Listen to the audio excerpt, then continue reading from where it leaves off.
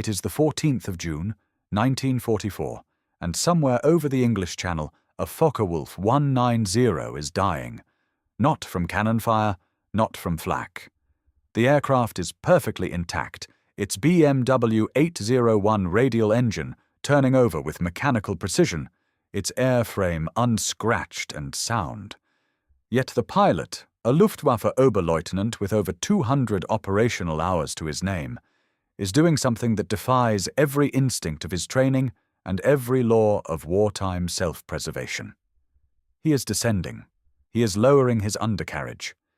He is, in the bewildered and entirely involuntary manner of a man who has lost all meaningful choice, preparing to land at an Allied airfield in southern England.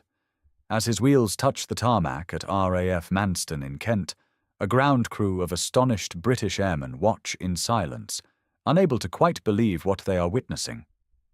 The German pilot climbs from the cockpit in a daze, hands raised, his expression somewhere between confusion and humiliation. He has not been shot down.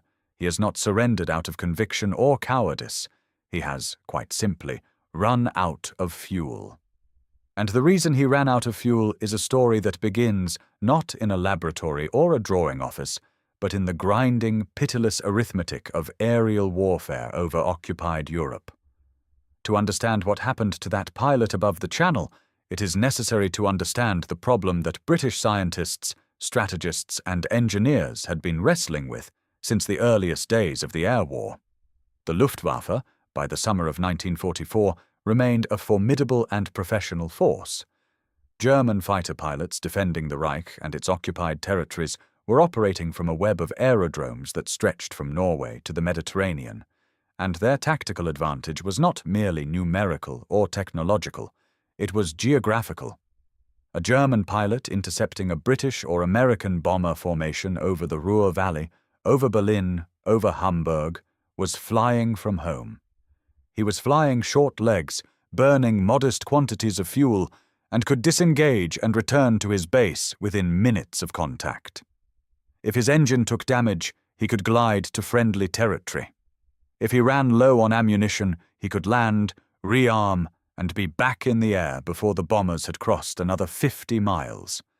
The defenders, in other words, held every logistical card that mattered.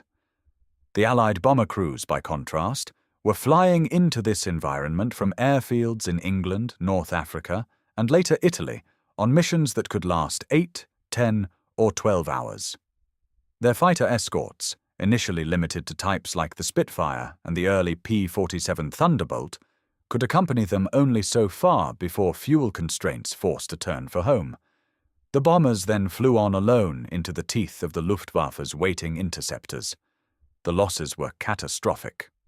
On the 14th of October 1943, during the second raid on the ball-bearing factories at Schweinfurt, the United States 8th Air Force lost 60 heavy bombers in a single afternoon. 229 men were killed. 600 were captured. The mathematics were brutal and unsustainable. Without fighter escort across the full depth of German-controlled airspace, the strategic bombing campaign was bleeding itself dry. The solution that eventually transformed this equation is widely attributed, and rightly so, to the long-range drop tanks developed for the North American P-51 Mustang, which by early 1944 were providing Allied fighters with the range to escort bombers all the way to Berlin and back. This is an accurate and important story. But it is not the complete story. Running alongside the development of Allied range and endurance was a quieter, more insidious campaign, one that targeted not the aircraft of the Luftwaffe directly, but its fuel, specifically the refined aviation fuel that kept those aircraft in the air. And the weapon at the center of this campaign was something so deceptively simple, so extraordinarily cheap, and so remarkably effective that its contribution to the Allied victory has been almost entirely forgotten by popular history. The weapon was called the Long-Range Fuel Contamination Device, though in operational briefings and intelligence reports it appeared under a variety of designations and cover names. Its development emerged from a branch of the Special Operations Executive, the organization Winston Churchill had charged in 1940 with setting occupied Europe ablaze through sabotage, subversion, and irregular warfare. The SOE operated with a flexibility and creative ruthlessness that conventional military structures could rarely accommodate. And it was within this culture of lateral thinking and experimental destruction that the fuel contamination program was born. The strategic logic was straightforward, even elegant. The Luftwaffe consumed enormous quantities of aviation fuel, and that fuel had to travel from refineries in Romania, Germany, and elsewhere through a distribution network of pipelines, rail tankers, road vehicles, and storage depots before it reached the aerodromes where aircraft were waiting to be refueled. Every link in that chain was a potential point of interference. But direct attacks on refineries required heavy bombers, careful planning, and acceptable losses. Attacks on rail infrastructure were being conducted constantly, but required sustained effort to maintain any lasting disruption. What the SOE's technical division began to explore was whether it was possible to introduce something into the fuel supply itself that would travel undetected through the entire distribution chain and only reveal its presence when it was too late, when the fuel was already in the aircraft's tanks and the aircraft was already in the air.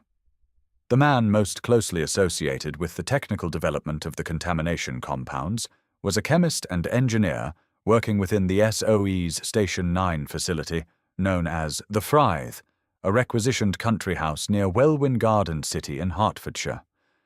Station 9 was one of the most remarkable scientific establishments of the entire war, a place where academic chemists, mechanical engineers, industrial designers, and military planners worked in proximity and argued across disciplines in the productive chaos of urgent necessity. It was here that the sticky bomb was refined, that the well-bike folding motorcycle was developed, that the well-rod silent pistol was designed, and it was here that researchers began the painstaking work of identifying chemical compounds that could survive long-term storage, resist detection by standard quality control procedures, dissolve invisibly in aviation fuel, and then degrade or react within aircraft fuel systems in ways that would be reliably catastrophic. The challenge seemed insurmountable at first consideration. Aviation fuel of the period, particularly the high-octane 100-octane fuel used in the most advanced German combat aircraft, was routinely tested for contamination before distribution. German logistics personnel were thorough and professional.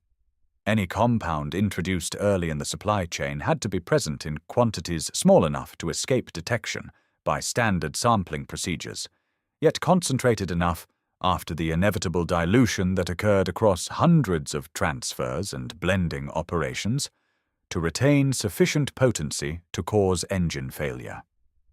The compound also had to be chemically stable across a wide range of temperatures, since fuel stocks were stored in underground tanks in winter conditions and surface containers in summer heat, meaning any reactive compound that degraded at extreme temperatures would simply neutralize itself before reaching its target.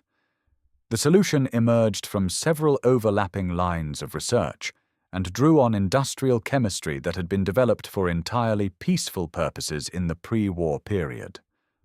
One class of compounds that proved particularly promising was based on lead tetraethyl derivatives and certain organic phosphorus compounds that interfered with the lubrication film in high-precision engine components. In concentrations as low as a few parts per million, these substances could cause catastrophic wear in supercharger bearings and fuel pump components within an hour of sustained operation at high power settings. The engine would not fail immediately upon startup. It would run normally on the ground, during takeoff, and during initial climb. The failure would occur, with grim reliability, at altitude and at power, precisely when the pilot was least able to cope with it and furthest from any safe landing option. A second approach targeted the fuel itself rather than the engine components, using compounds that subtly altered the volatility characteristics of the aviation spirit in ways that were invisible to standard testing, but which caused unpredictable lean mixture conditions under high-altitude, low-temperature operating conditions. German piston aero engines of the period, the Daimler-Benz DB 605, the Junkers Jumo 213, the BMW 801, were precision instruments operating at the very edge of their thermal and mechanical tolerances. They were designed to run on specified fuel with specified characteristics.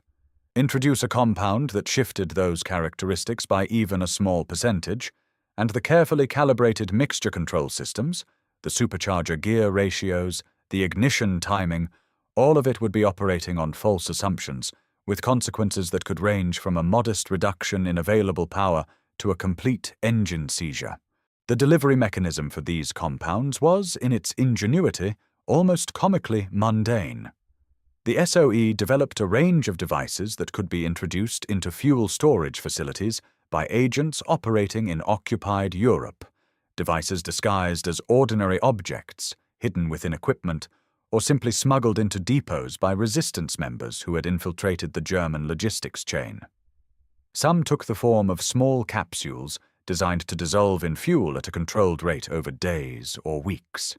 Others were intended for direct introduction into road tankers or rail wagons during transit.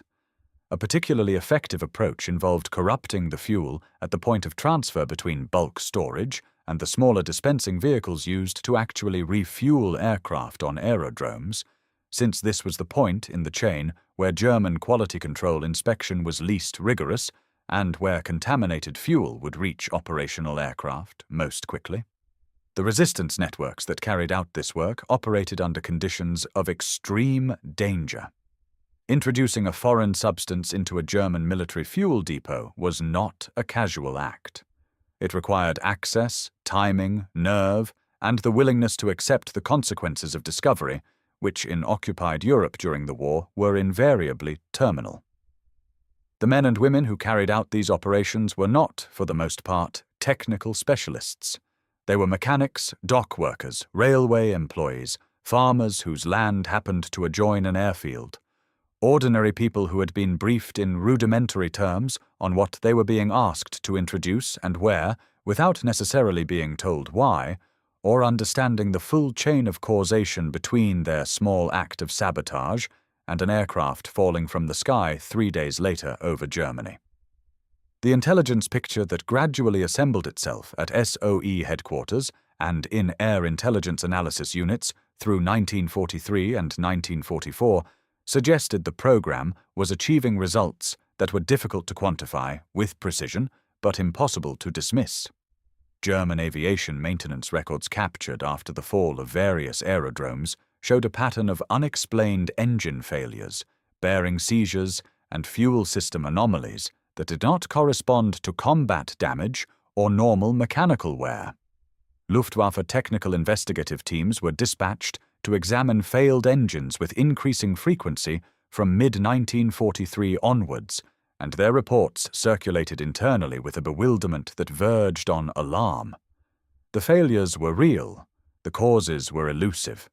The standard German military response to unexplained mechanical failure, systematic investigation, process improvement, tightened quality standards, was being applied to a problem whose origin lay not in their own manufacturing processes, but in an external interference they had not yet identified.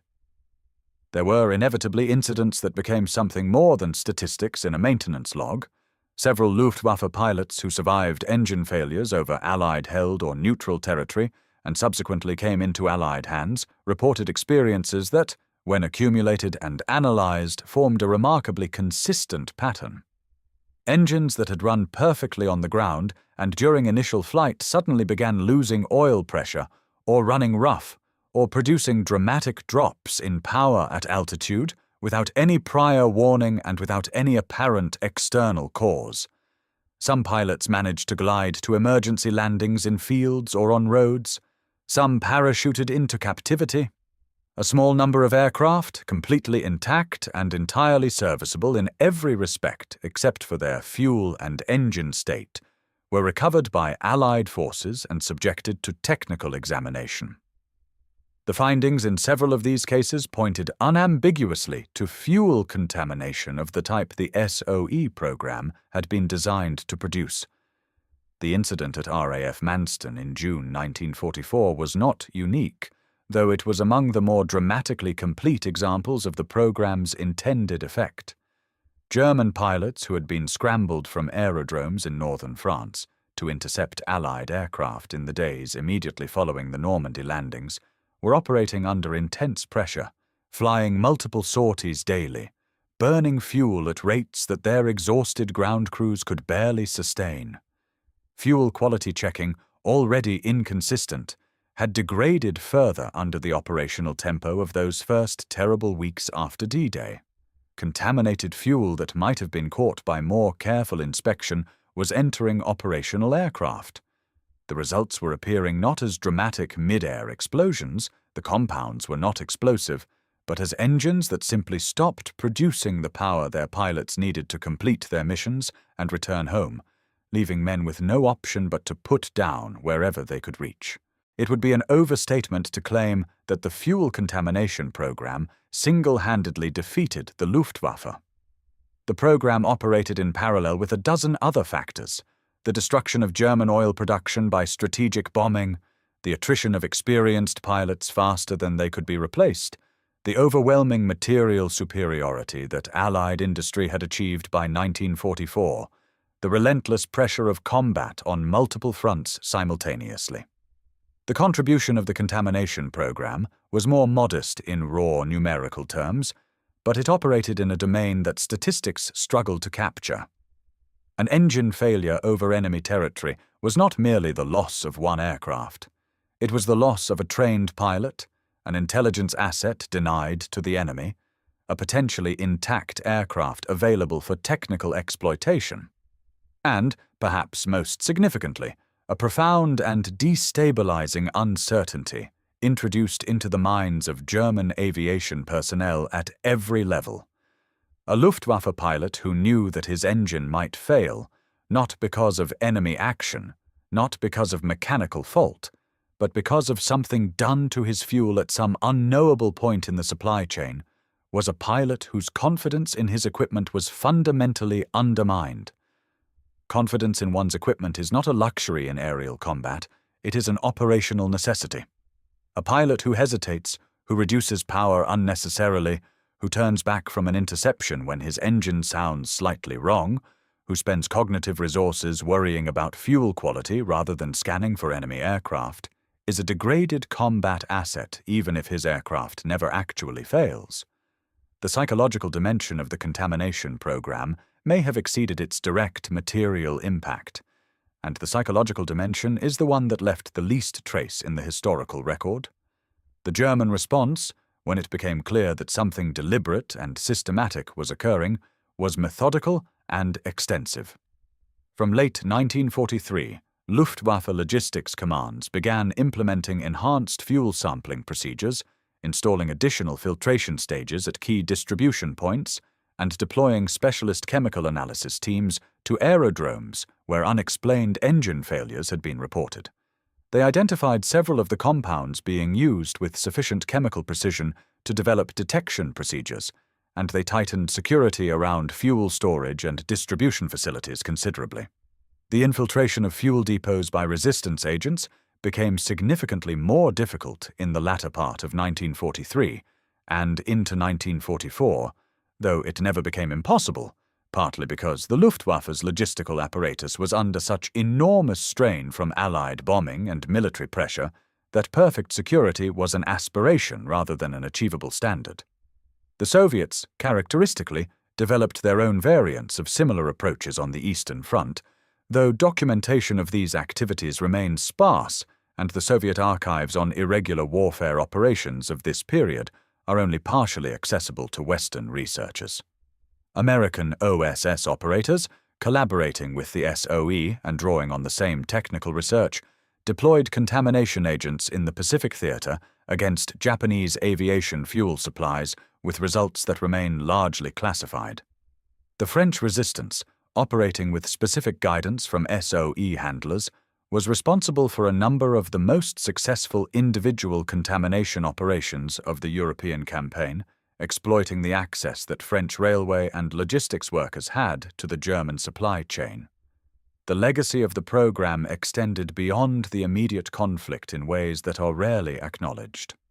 The post-war development of aviation fuel quality standards, and particularly the design of the comprehensive testing protocols that now govern aviation fuel at every stage of its production and distribution, was shaped in part by the lessons learned from the vulnerability that the wartime contamination program had exposed.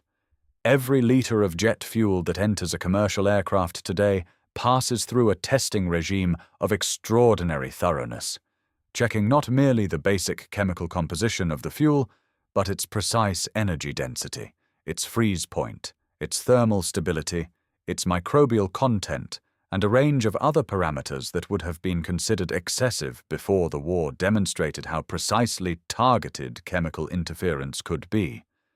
The contamination program did not merely affect the Luftwaffe.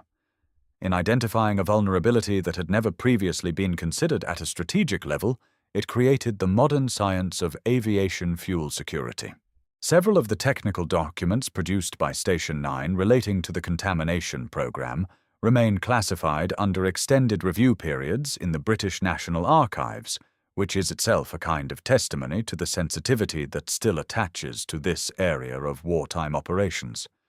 The names of many of the scientists most closely involved are not publicly known.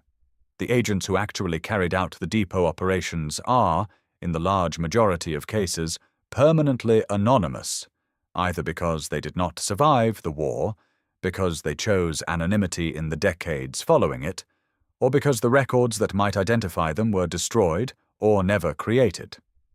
What survives is fragmentary. Maintenance logs from captured German aerodromes, debriefing transcripts from Allied intelligence interviews with Luftwaffe personnel, technical assessments in SOE operational files, and the occasional personal memoir of a resistance member that mentions, in passing, having been asked to introduce something into a fuel drum without being told precisely what it was. The Focke-Wulf 190 that landed at Manston in June 1944 was subjected to immediate and thorough technical examination. Its engine was removed, disassembled, and analyzed. Its fuel system was drained, and the remaining fuel sent for chemical testing. The findings of that examination contributed to a growing body of intelligence that helped Allied scientists refine and improve the contamination compounds still being deployed in the final year of the war. The aircraft itself was eventually test-flown by British pilots from the Air Fighting Development Unit, adding to the extensive comparative data that Allied aviation had been gathering on German aircraft performance throughout the conflict. The German pilot, after the standard procedures of prisoner processing and initial interrogation, spent the remainder of the war in a camp in Canada, no doubt periodically attempting to work out exactly what had happened to his engine above the channel on that June morning. What happened to his engine was, in the final analysis, an act of industrial sabotage so precisely calibrated and so carefully embedded in the ordinary infrastructure of supply and logistics that it was nearly invisible. It required no aircraft, no bombs, no direct confrontation. It required chemistry, patience, network building, and the quiet courage of people who carried small containers of colorless liquid into guarded facilities and disposed of them in specific ways without asking too many questions about the consequences. It was, in the military vocabulary of the period, a force multiplier, something that made every other element of the Allied war effort fractionally more effective by imposing an additional hidden burden on the enemy's operational capacity. There is a tendency in the popular history of the Second World War to celebrate the large and the dramatic. The Dambusters raid, the bouncing bomb, the Mulberry Harbours, the genius of the Spitfire's elliptical wing. These are genuine achievements and deserve their prominence. But the war was also won by smaller ingenuities, by the patient application of scientific knowledge to the problems of irregular warfare, by the willingness to exploit vulnerabilities that conventional military thinking would never have identified as targets. The fuel contamination program was precisely this kind of weapon, invisible, deniable, and in its own quiet way, devastatingly effective. The Oberleutnant who stepped from his intact aircraft onto the tarmac at Manston had been defeated not by a superior pilot, not by a superior aircraft, not by the overwhelming weight of Allied industrial production. He had been defeated by chemistry, by logistics, by the painstaking work of scientists in a requisitioned country house in Hertfordshire and resistance agents whose names history does not record. His aircraft was intact. His skills were intact. His courage, presumably, was intact. But his fuel was compromised, and in the end that was the only thing that mattered. Sometimes the most powerful weapon is the one you never see coming, delivered not by the roar of engines or the flash of guns, but by someone with steady hands and a very small bottle, working quietly in the dark.